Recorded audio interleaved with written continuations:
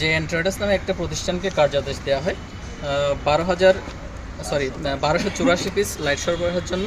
তৎপ্রেক্ষিতে যিনি কার্যাদেশ পান ওনার নাম ছিল তাফসির। উনি আবার অন্য ঠিকাদারের সহযোগিতা চান।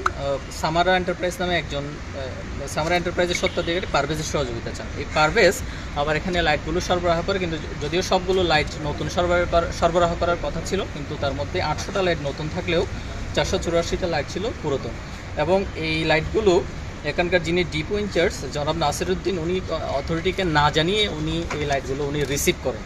তৎপ্রেক্ষিতে পরবর্তীতে এখানকার একজন জুনিয়র অফিসার এখানকার জেলা সরঞ্জাম নিয়ন্ত্রক সাজ্জাদুল ইসলামকে এটা অবহিত করেন। তৎপ্রেক্ষিতে উনি এটা সরেজমিনে গিয়ে উনি যাচাই বাছাই করে দেখেন যে এ ধরনের ঘটনা ঘটেছে, যে এখানে 800টা লাইট আছে হচ্ছে নতুন এবং বাকি 484টা লাইট হচ্ছে পুরাতন। এর প্রেক্ষিতে উনি ওনাদের যে আরও 7টা ওয়ার্ড এগুলো উনি ওনার সহযোগীদেরকে নিয়ে, ওনার অধস্তন জুনিয়র অফিসারদেরকে নিয়ে উনি পরিদর্শন করেন। এখানে উনি বিভিন্ন অনিয়ম দেখতে পান এবং যিনি অথরিটিকে না জানিয়ে রিসিভ করেছিলেন ডিপো ইনচার্জ নাসিরউদ্দিন, ওনার বিরুদ্ধে ওনারা বিভাগীয় মামলা রুজু করেছেন বলে আমাদেরকে জানান।